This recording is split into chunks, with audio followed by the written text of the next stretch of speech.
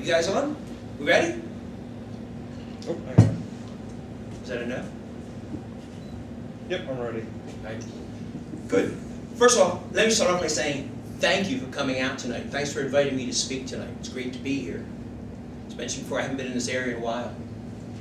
What I'd like to do is present my standard stump speech. This is the same speech that I would give if I was going to a candidates night, to the PTA meeting, League of Women Voters, whatever it may be. And then after that, I'm going to talk about a few things about the campaign, about how it's going to unfurl some of the different milestones along the way. Hope they're not millstones. Sound good? Mm-hmm. Good. Start at the beginning. My name is Krawchuk. I'm running for the Libertarian Party nomination for Governor of Pennsylvania in 2014. I'm 60 years old, born and raised in Philadelphia, North Philadelphia to be precise. And my wife and I have been married now for 36 years. We have, hold my calls. We have 3 daughters and 2 grandchildren. And you know, our daughters pick on us. They say, all of our friends' parents are divorced, second marriages. What's wrong with you guys? Well, I guess either I haven't worn her out or she hasn't tired of me. We'll figure that one out. But we do have 2 grandchildren, and tonight, for the first time, I'm allowed to say we have a 3rd grandchild on the way.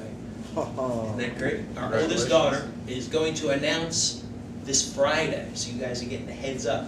I got special papal permission to say it tonight. Just don't tell anybody until Friday. This is going to be a third grandkid coming along. Looking forward to that. Professionally speaking, I'm an information technology entrepreneur. I hold 3 United States patents related to database theory, so if there are any geeks in the audience afterwards, we'll be able to sit down and compare some notes. I've been running my own consulting firm since the 80s, creative jobs, and I'm doing a lot of information technology work. Oh, what happened? Oh, How you doing? have a seat. Thank you. You saved me because I left my props over here. I'll grab all this.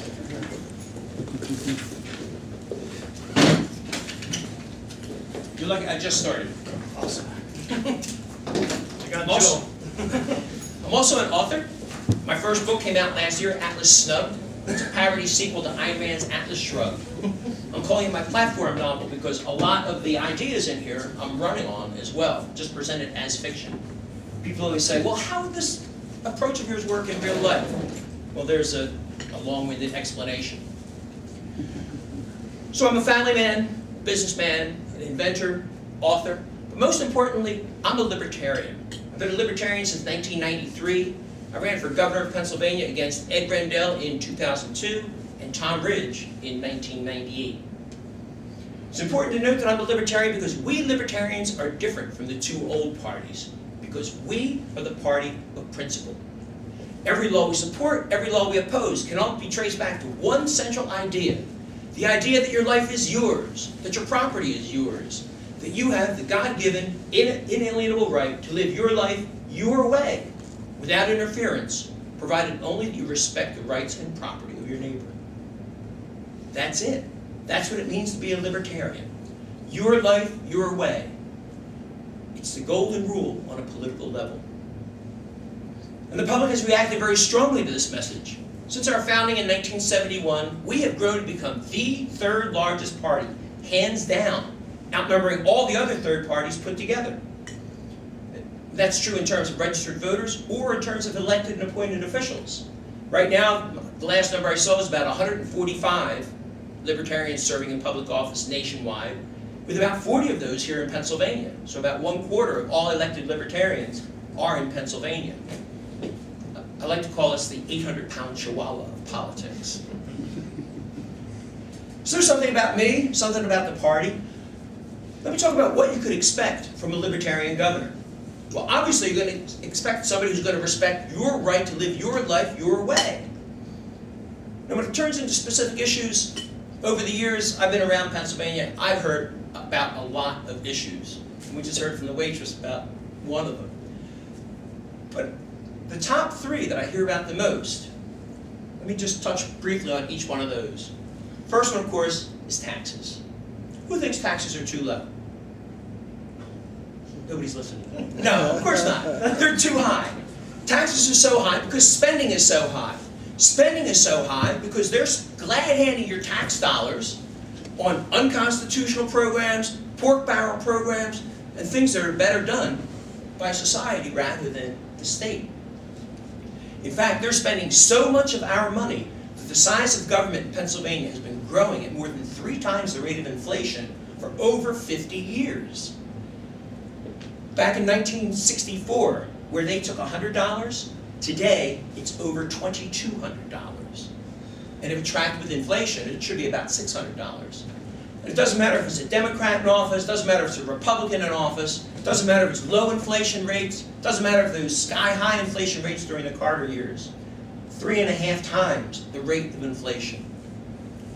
When I'm governor, that trend will end. I am promising I will veto every single tax increase. I will hold the line on taxes. That's because I have this great power given to me by the Pennsylvania Constitution as governor, the power of the veto. And it's not just the simple veto. In Pennsylvania, the governor also has the line item veto. So I could go through the budget and look for unconstitutional things like that database of gun owners, just defund it. Or the milk marketing board interfering with the free market. There's no authorization in the Constitution for that. Let's go right down the line. That's why I'll be able to veto every tax increase. Plus, we can actually cut back the size of government.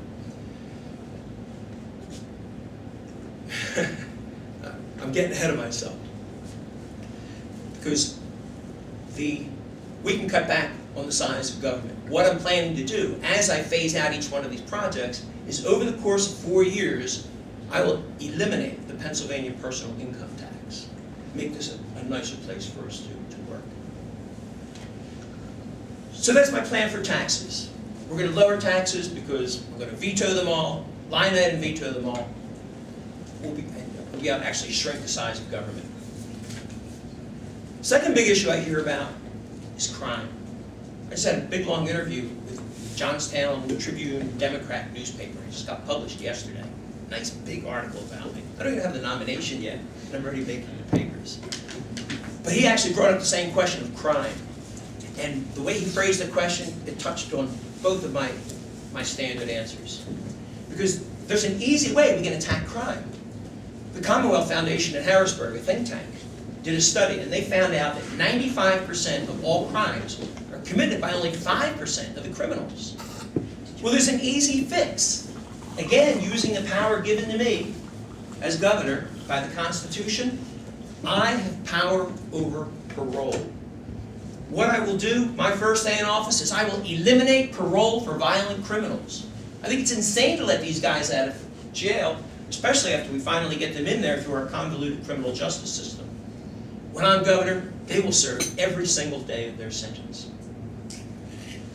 Now, a couple times, and I've said that, somebody in the audience is like, Ken, what are you going to do? Are you going to grow the prisons? Prisons already take up 11% of the state budget. You're going to tax us more? How are you going to do this?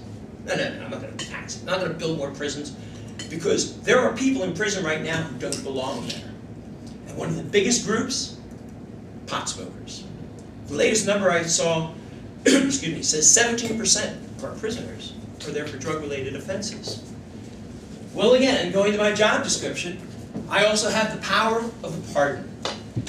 And I'm promising on my first day in office, I will get the wheels turning to pardon every single non-violent drug offender. You were kicking back, smoking a joint, watching The Simpsons, or maybe blowing off a line, you've got to get out of jail free card from this governor. Now, of course, if you dealt drugs to kids, or if you robbed somebody, or defrauded somebody, you're going to stay in jail. But other than that, back to watching The Simpsons for you. So that's my approach to crime, which fit exactly what the Johnstown reporter wanted to hear, because they're having a lot of heroin-related crime there. And a lot of guys were, again, being arrested over and over and over. It's like, I've got the answer. It's my standard answer. So that's crime. And the third one, which the waitress is talking about, and she should be in here for this, is education. Right now, do you know 95% of all kids in Pennsylvania go to the same school? The government schools. It's a virtual monopoly. And like all monopolies, costs are high, the choice is low, and the quality, not always the best. What I would like to do is introduce competition into our school system. Now, I'm not talking about charter schools or cyber schools or something like that. I want to bring somebody into the equation who's been left out of the educational argument for too long. The parents. Remember them? Specifically, what I would like to do is give the parents the choice of choosing any government school they like, and the funding that would have gone to their local school will follow the child to the school of the parents' choice. That way, good schools get more funding and grow, and the bad schools are put on notice by their declining enrollment that they better get their act together, or they're going to get shut down. And eventually they will if they're bad enough. Now, here I'm saying good and bad. I'm not talking good or bad in my opinion, or some unelected Board of Education in Harrisburg's opinion, or some out-of-state Common Core curriculum's opinion. I'm talking about the opinion of the people who really matter, the parents. So we're going to introduce competition by bringing parents into the equation. There's also a second thing we can do to improve education. Oh, and the first way, you notice there's no change in the funding. There's no raising taxes. We can get a better education for our kids without raising taxes, just spending the same dollars we're spending today. But there's also a way that we could spend half as much on education than we are today. What we can do, well, let me back up. I was talking to the waitress about this before we started here. I went online last month looking in Abington Township. I live in Abington, just north of Philadelphia. And I was looking at all the private schools around there to see how much they charge. And I was getting numbers like $5,000, $8,000, $9,000, $12,000. Some of the high-end was Friends schools for like $20,000, $23,000, Germantown Academy, places like that. If you ignore those high-end schools, the exclusive schools, take just the regular schools, the average tuition per year is about $9,000. Then I took the Abington School District budget, government school, divided it by the number of students. Do you know how much we're paying in Abington Township to educate a child? Over $18,000, more than twice as much. What I would like to see is that the school boards, instead of building their own Taj Mahals, would place these students in the local private schools. And if we did that, we could close their Taj Mahals and cut property taxes in half overnight. Now we have to do that within the confines of the Constitution because it forbids giving public money to sectarian schools. But there are enough non-sectarian schools that we could do this anyway. So we can improve education, get a private school education for our kids, and cut our property taxes in half at the same time. Some people say, oh, what do? Lay off all the teachers? No. If all these kids are going to start going to these private schools, they're going to start hiring. And who are they going to hire? Not those teachers we were talking about earlier who are just marking time until they finally retire. They're going to hire the best teachers. And those other ones who are just marking time before they retire, we'll let them retire early or something like that.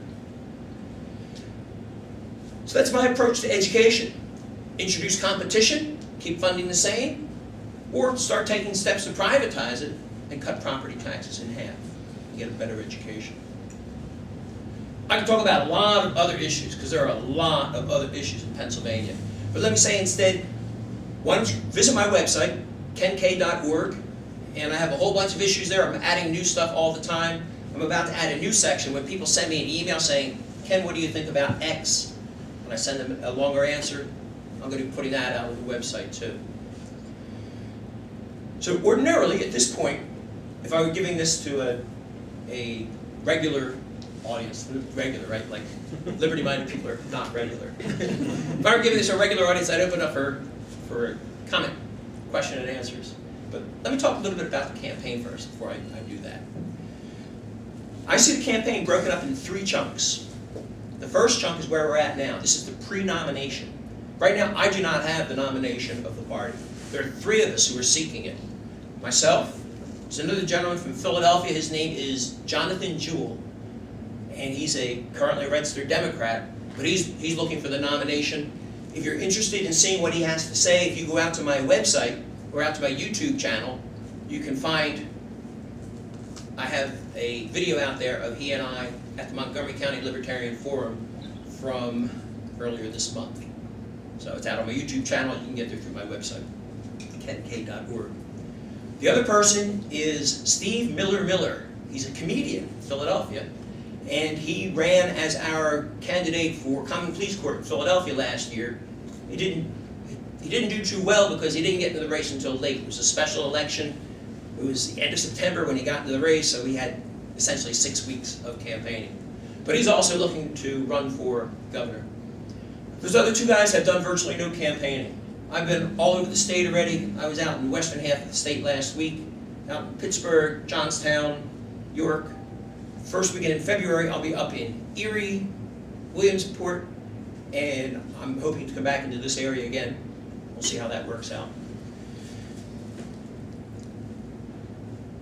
That's the first part of the race, seeking the nomination. I'm out there actually actively seeking the nomination. I want to do this. The second part, well, let me back up. The first part will come to an end on February 22nd at our state convention when we libertarians choose our governor and lieutenant governor candidates. But we don't participate in the primaries because we don't think that the taxpayer should be forced to pay for our candidate selection process. We pay for it ourselves. So it'll be done on February 22nd. It'll be just outside of Bethlehem, not too far. You guys could be there in an hour. So if you're interested in coming down, come on down. You can check out the website, lppa.org. I should actually have a link to that on my website. I do not. Make a note to myself, make sure to do that. So that will end the first part, and we're going to find out who the candidate's going to be. Then comes the second part. This is the tough part. This is the part where we have to collect signatures to get on the ballot. That part starts on March 12th, first day we can collect signatures, and runs until August 1st, which is the last day we can collect signatures. Now Tom Corbett, if he wants to get on the ballot, he has to collect 2,000 signatures. Whoever the Democrat is, they have to collect 2,000 signatures. Do you know how many signatures we libertarians or any third party or independent has to collect? This year, the number is historically low. When I ran in 2002, the number was 21,028, more than 10 times as many, even though the Pennsylvania Constitution says all elections shall be equal. This year, we're lucky, lucky. It's only 16,639. I've never seen it as low as 16,000. But still, it's going to be a difficult thing to do. However, we have a trick that we can use. I've done this before. When I first ran for state representative in 1994, my first race, I got a half dozen of my buddies together, and I put them at the busiest polling places in my district on primary day. And as people walk out, you say, "Excuse me, would you like to support democracy in your neighborhood? Sign a petition to get the Libertarian Party candidates on the ballot." In my experience, about a quarter to a third of the people will sign. That day, there weren't even 10 of us out there for the day. I guess 6 or 7. We came away with over 1,000 signatures in one day for one state rep candidate. So what I'd like to do is focus all of our energies on May 20th, primary day. Looking for volunteers, looking for help. Tell your boss you're not going to be coming into work on May 20th because you could be at the polls getting the signatures. One of the best ways to expedite that is if we did have a state rep candidate who was looking to get on the ballot. Because our petitions, we can stack candidates. The same petition that says governor, lieutenant governor can also say Congress, state representative, state senator, and one signature will count for all of them. So what I'm looking for, one of the reasons that I'm here is to find out who might be interested in running for state representative. My goal is to get more than half of the seats. There are 203 state rep seats. I'm looking to get half of them, 102. Set a record. It's never been done in Pennsylvania where a third party has gotten half the seats. We did it nationally, we the Libertarians, in 2000. We had more than half of the seats in Congress, representatives in Congress. We had candidates for that, and I was proud to say I was one of those candidates. But I'd like to do the same thing in Pennsylvania. So I'm looking for people who would be willing to become a candidate. Yeah, let me leave it at that for the moment. Middle campaign, getting signatures. We're aiming for primary day, May 20th, and we're looking for candidates who are looking to run for office, collect those signatures. Because when you have a candidate running for office, it fires people up. They'll come to a meeting to see a candidate where ordinarily they may say, I don't know if I'll come or not. I don't know how many of you came here tonight because I was here, but most of the counties that I go to, they're saying that roughly half of the people in the audience are people who would not have come unless there was a candidate there. If you were that candidate, you could boost your attendance here remarkably. There's something even better than that, because once that second part is done, and you got your name on the ballot, all of a sudden, you're legitimate in the eyes of the establishment. And a funny thing happens the day after. People start calling you. Reporters, I want to do an interview. League of Women Voters, I want to invite you to a debate. And they'll sit there, the reporters, they'll ask you questions, actually write down the answers, and they'll put it in the paper. It's free advertising for the libertarian movement, for the liberty movement. And you can do it when you're the candidate. You can get out there, you can stand there in debates and make them look like, like the people they really are. I won't say anything nasty about them. Last time I ran for state reps in 2012, I'm in the debate. It's a Democrat on one side, Republican on the other. Question from the audience was, yeah, are you going to give me a jobs program? Of course, the Democrat says, yeah, I'll get you a jobs program. Republican says, yeah, I'll do a jobs program. And I said, excuse me, my job description here, it doesn't authorize jobs programs. Said the Democrat, can you point to me where in there it says you can do this? He just said, can you show me? Did you guys even read this? No. So it's easy to make them look like the people they really are. People who are out for themselves and not necessarily out for the public. You know, last time that I ran for governor, more than half of my appearances were at schools, colleges, high schools mostly. I made it as low as the third grade. That was an interesting one. But I'd always say the same thing. I said, how many of you have read this? And there could be an assembly of 1,000 students out there, and all you could hear is crickets. Something's wrong with this microphone. How many of you have read this? The government owns our schools lock, stock, and barrel. They can say who can teach, who can't teach, where they can teach, where they shouldn't teach, what the curriculum is and what it isn't. How come they leave out the most important document, the framework of Pennsylvania's government? But I digress. So that's the fun part. Third part of the campaign. Once you're on the ballot, you start getting invited to stuff. Now, I've run before, I'm already getting invited to stuff. As I mentioned, I just had a big, long article done in the Johnstown Tribune.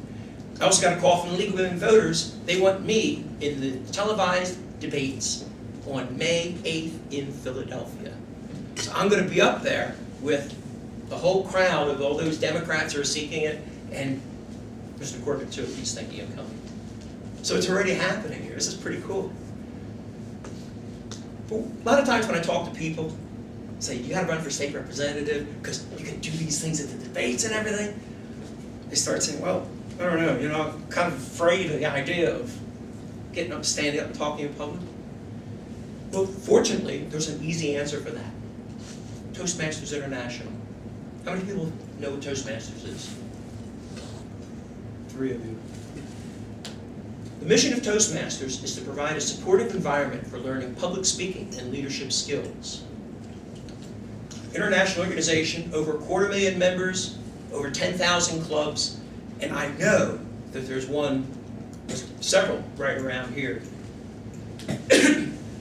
I would suggest you join Toastmasters International. Within 6 months, you won't recognize yourself. I used to be a geek, sit behind the keyboard, say nothing. I'd be afraid to stand up in public. In fact, I went to a town hall meeting with my congressman. I went to ask him about the space program. This is back when I was a Democrat. And halfway through my question, I came down with an asthma attack. I was so scared, I just couldn't talk. Those days are now gone forever, because I could talk to a crowd of thousands just as easily as I'm talking to the people in here in this room now, and much more capably. We folk in the liberty movement, we have the most powerful message on the planet, liberty. But that message is useless if we can't communicate it. Toastmasters gave me the ability to talk in public, gave me the ability to use props, so I could stand here and pick up the Constitution when it's time, do my trick with the dollar bill, whatever it may be. So please look into joining Toastmasters, even if you're not thinking of running, because it'll just make your life better overall. You'll be a more capable communicator. And that helps you in work, helps you in your private life, just a good deal. Visit Toastmasters.org, type in your zip code, and find a club near you. And mention my name when you go to the meeting. Guaranteed some people there are going to know me. I've been around Toastmasters now for over 15 years, 16 years, something like that. I consider myself a product of Toastmasters training. So I guess that's it. I hit all the important points. You heard my stump speech. This is what I'm going to be going out telling the rest of the world, so you know what I'm going to be talking about. I've laid out the campaign. Seeking the nomination, ends on the convention, February 22nd in Bethlehem. Come on down, it's a good time. Second part, the hard part, getting signatures. We're going to aim to get them all on one day. If I can do 1,000 in a day myself, running for state representative, if we could just get 30 state representatives, we can get 30,000 signatures, which is double the total that we're looking for. You always want to get an excess number of signatures so you can withstand a challenge. And then the third part, of course, is the fun part, where you're out there raising heck. So the three most important things I want just to remind you. Number one, we're looking for candidates. So consider running for office. Tell your boss, May 20th, you're not going to be there. And number three, join Toastmasters. With that, let me open up the floor to questions on any subject. Thank you for your attention. Yes, Betsy? Ken, I was wondering, the pension, the state pension is a huge problem, and do you have any ideas on what we can do to fix that? I have a couple ideas. The first one, it's funny, I keep coming back to this. Article 9, Section 9 says that the state shall not invest in any private companies. And it goes on all the different sorts of things they can't invest in. These are what the teachers invested their pensions in. Was it about 10 years ago, this big crash? They lost all the money. That was the real root of this pension problem. It was caused by unconstitutional actions. Now, me as governor, got that line item veto. We're going to take care of that. But that's already something in the past. What we got to look at is say, what do we do going forward, and what do we do about things that are going back in the past? Going forward, we should do with teachers exactly what we're doing with business. 99% of the businesses have a defined contribution scheme, whereas the teachers have a defined benefit scheme. Nobody has defined benefits anymore, so we got to bring the teachers into the 21st century.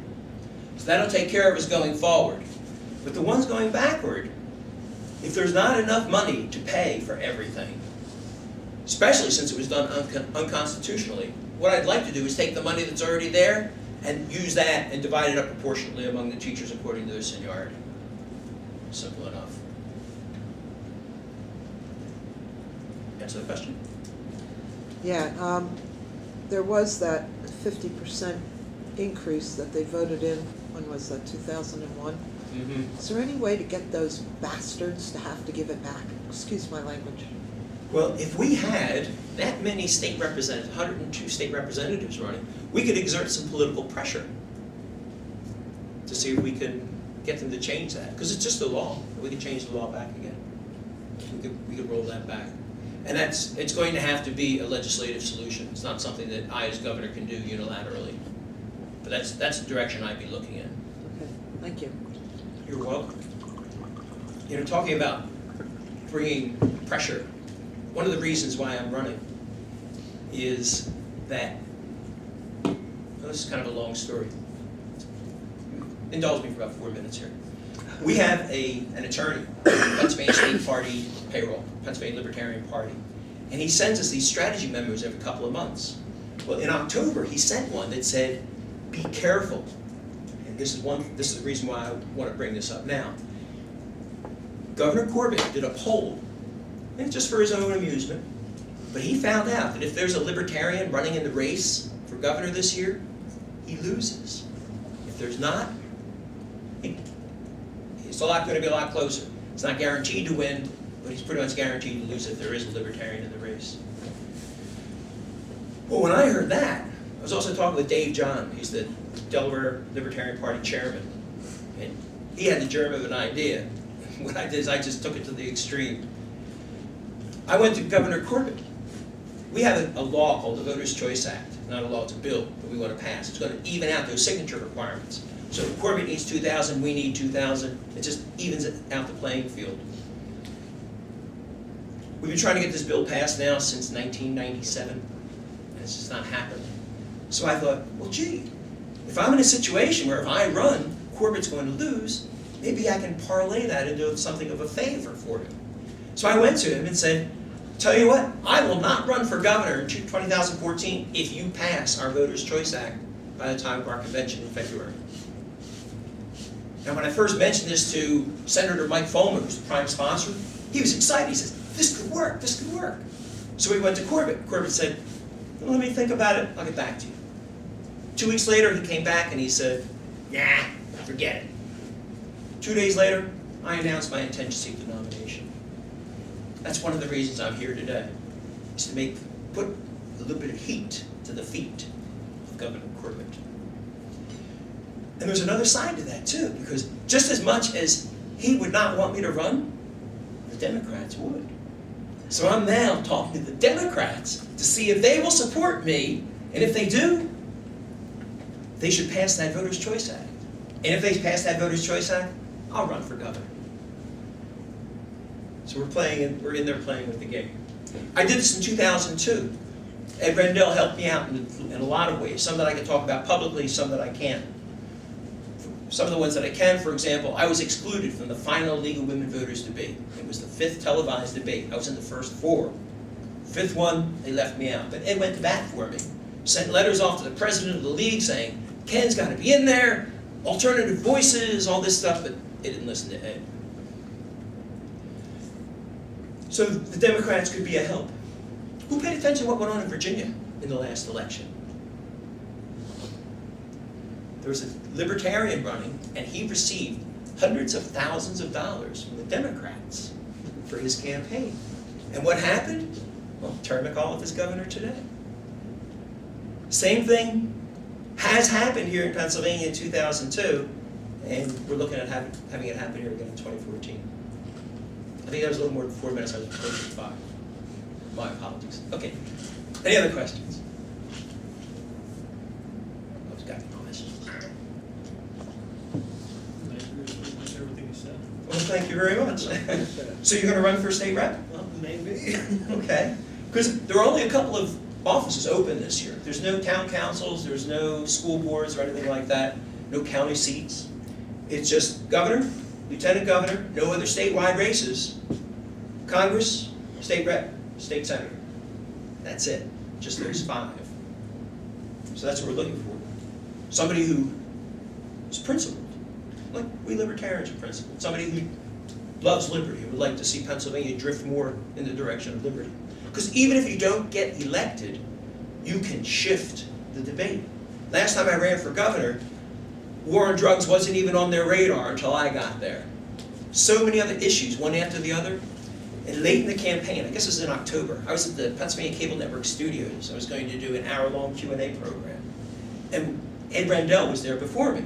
And we're watching on the in-studio monitor where Ed's talking, he's answering questions.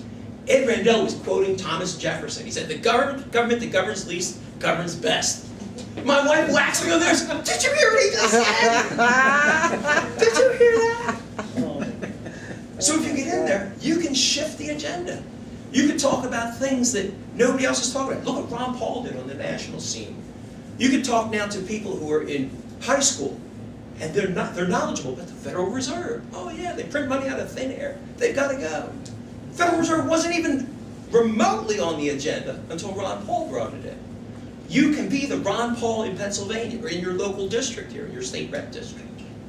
You can bring out all the libertarian ideas, all the pro-freedom ideas, and come up with them. Like, for example, my approach to education. We empower the parents, not the bureaucrats. This is what it's got to be. Use the power of government to protect the rights and property of the citizen. And that's it. That's what it's supposed to be for. I'm getting on my high horse here. Any other questions? Ooh. Yes? property taxes to that are funding education now, and so we're looking at possibly putting in a sales tax to eliminate property taxes. Yes. In this area, it is a huge problem. I've met people when I've been out and about who are losing their homes. You know, I go to garage sales, and senior citizens are selling everything they own because they're losing their house. The government's taking it away, the county or the city, and for back taxes. Yep. What is your take on that? Well, there's a few things I can say about it. The first one is that there is currently a bill, same number, 76, House Bill and Senate Bill 76, which will take the education funding and shift it over. To my mind, it's a shell game, because what it's going to do is sweep under the rug the high cost of education. And instead of us treating the symptom, instead of treating the cause of the problem, it only treats the symptoms, and it hides it, so you're not going to see it. All you're going to see is the high sales tax. That sales tax falls disproportionately on the poor. So if you want to help poor people, the last thing you want to do is raise the sales tax. As it says, it's just a shell game. What I would like to do instead is cut that spending. Get rid of the unconstitutional parts, get rid of the pork barrel parts, bring parents in, close the Taj Mahals that we can, place students as we can in the private schools, and cut property taxes in half. So if we can cut property taxes in half on the face of it, well, that's a big chunk of the problem right there. And then if we can improve our children's education by allowing them to choose the school of their choice, that will improve it as well. Now, I'm certainly, I have a sympathy, great sympathy for people who are paying the tax. And I would like to see that end. But I do think that the idea of the shell game is the best way to do that. Instead, I would like to just see more privatization of the schools and get more and more of the state out of the school business. That's a good question. That's another reason why I'm doing this first part of the race, is to talk to liberty-minded crowds, generally friendly audiences, so I can practice my answers. So if somebody has a suggestion for a better answer, I'd love to hear it. Or any other questions? Yes? Well, I'll ask one about crime in like inner city neighborhoods. What would you think about a plan to maybe, I don't know, lower regulations in those neighborhoods so that people could, so just residents could come up with some kind of way to make a living that would be legal and that would involve, you know, having to do something illegal?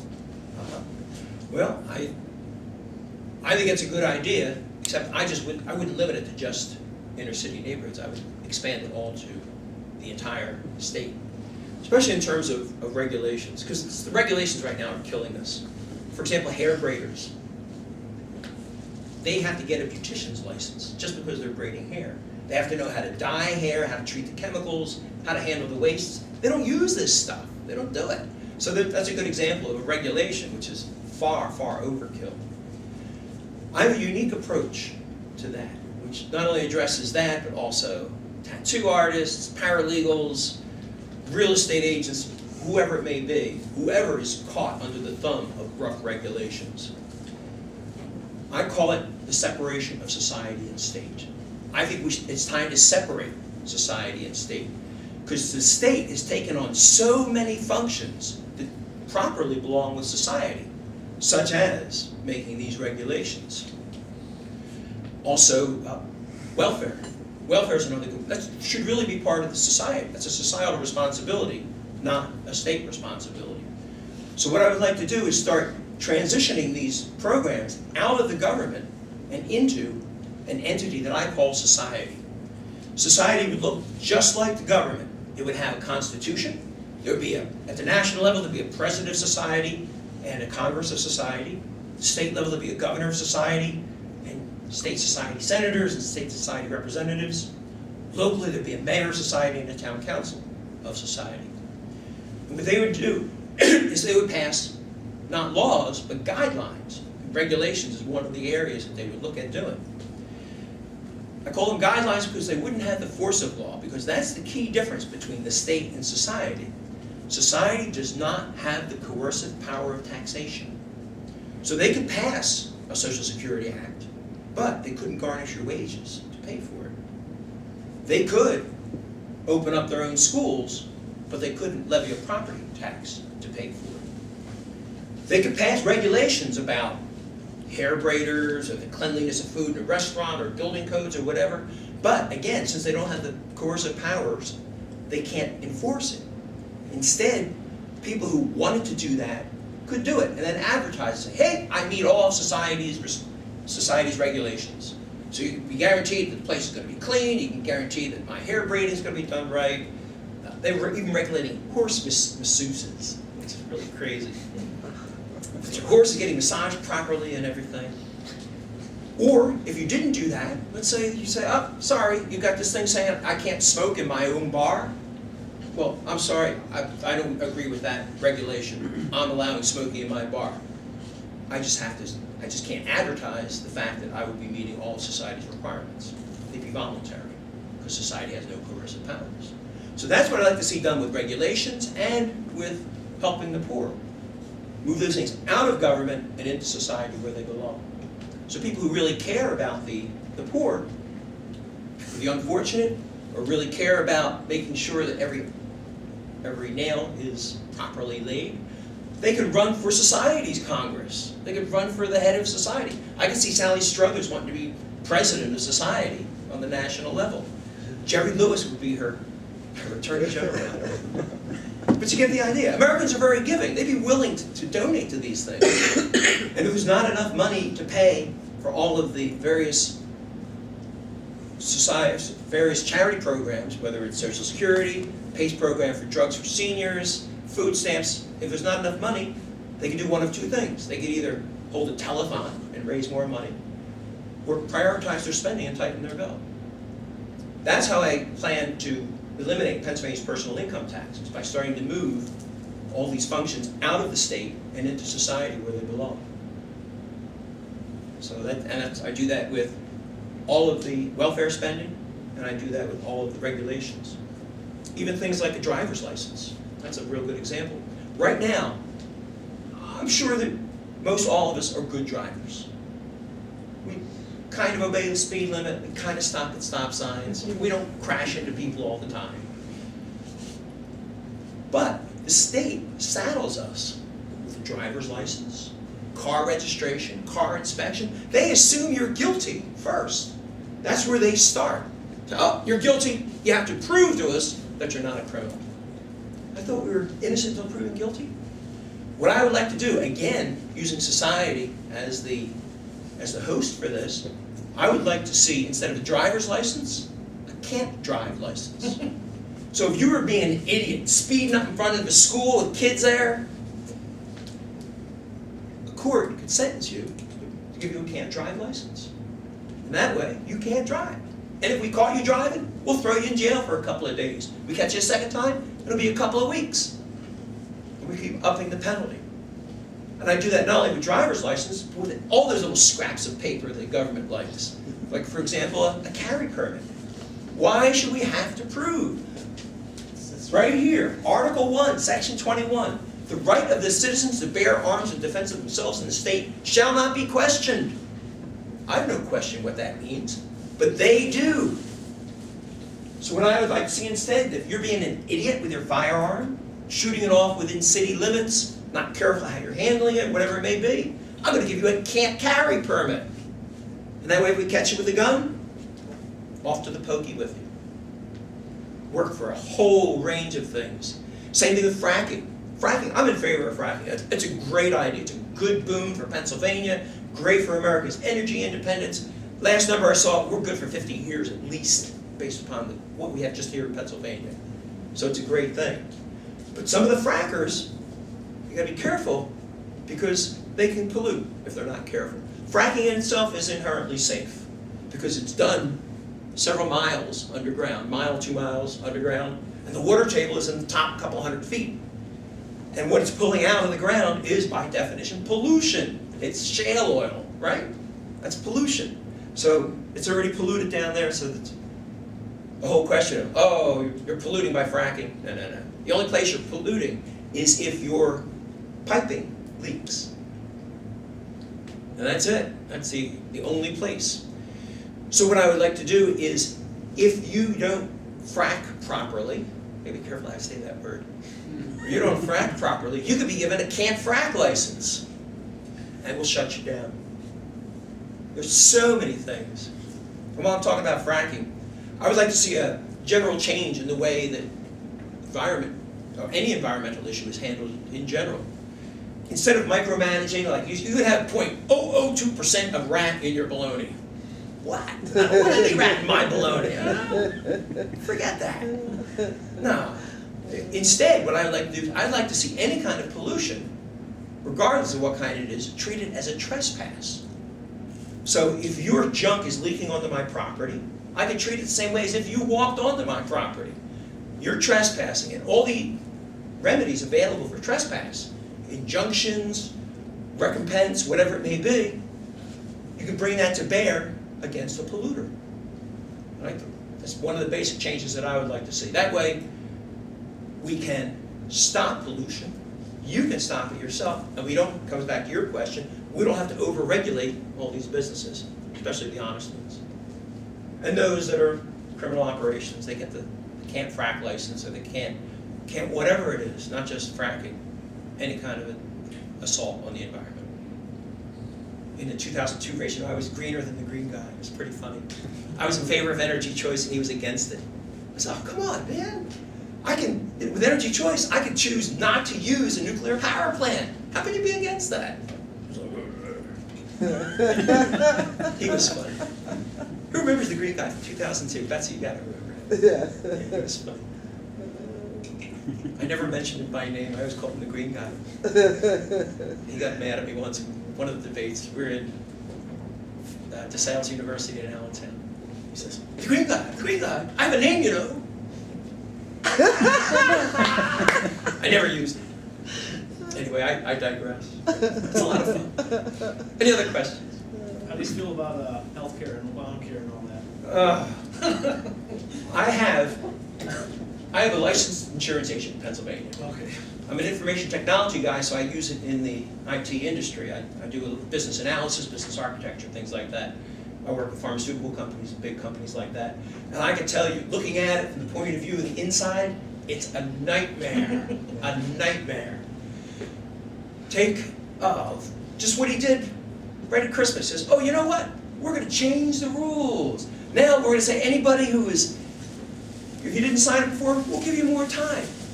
The actuaries pull their hair out when that happens because they're looking 20, 50, 100 years in the future.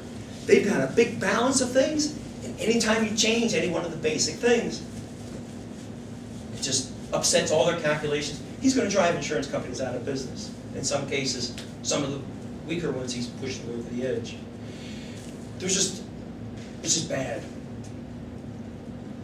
One of the reasons it's bad, and again, speaking as somebody with an agent license, is because it's become calcified.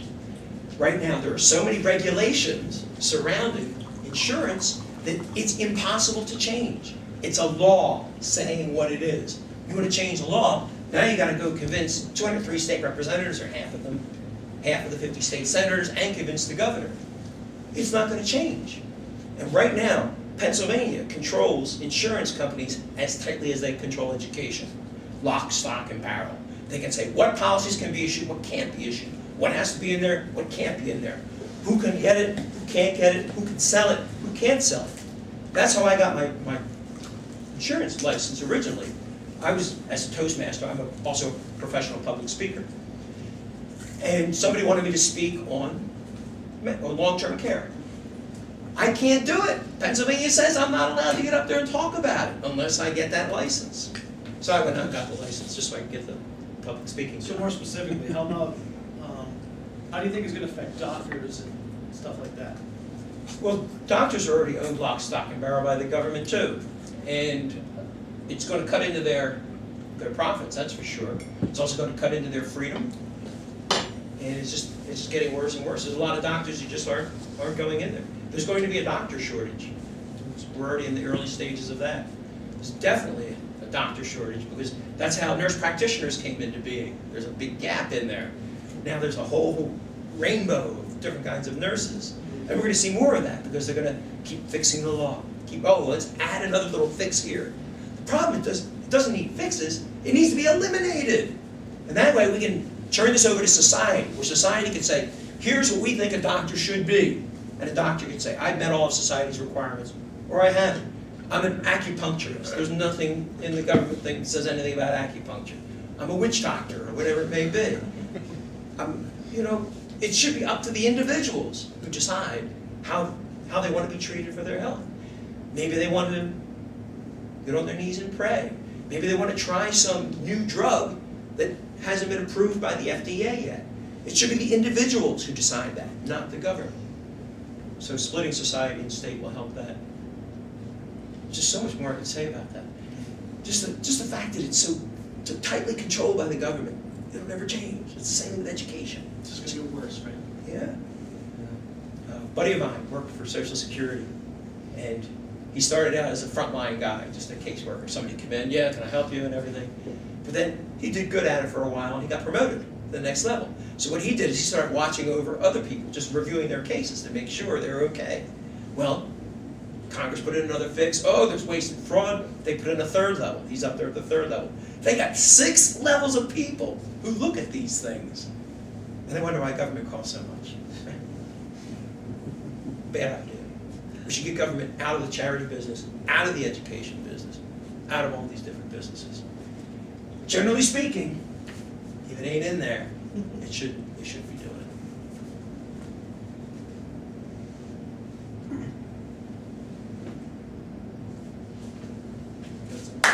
That's it.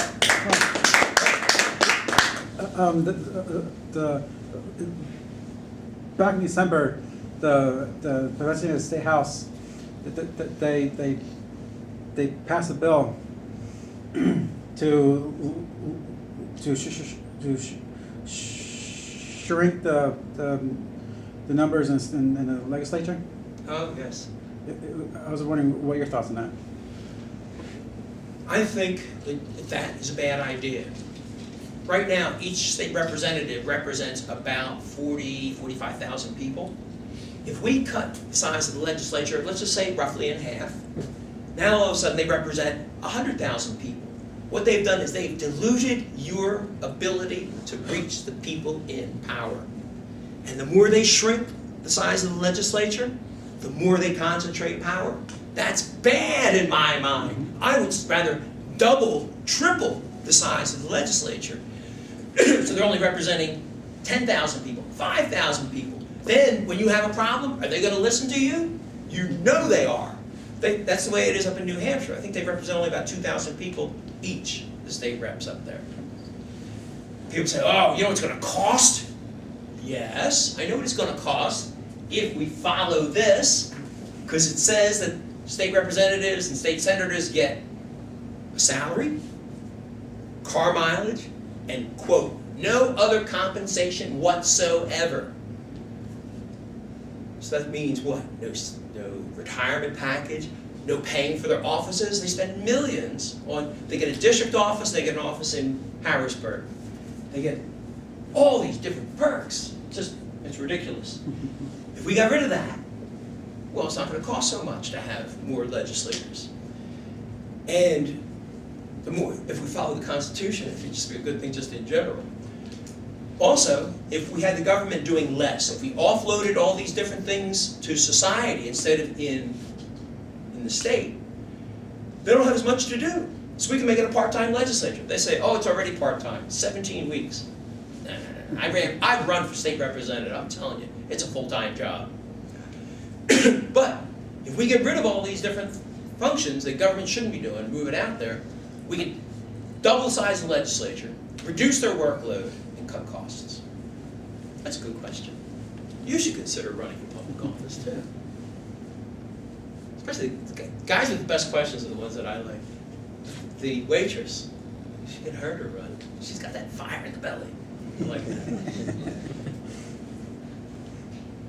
Any other questions? No? All right, well, let me wrap up with just a couple things. First of all, I've been handing out cards. If you didn't get a card, grab a card and you want to take one, pass one on. And if you have any further questions, please feel free to get a hold of me. I also have up here a clipboard looking for volunteers, people who would like to help with the campaign, whether it's something minor. I have people doing some research. For example, that 17% of all prisoners are there for drug offenders.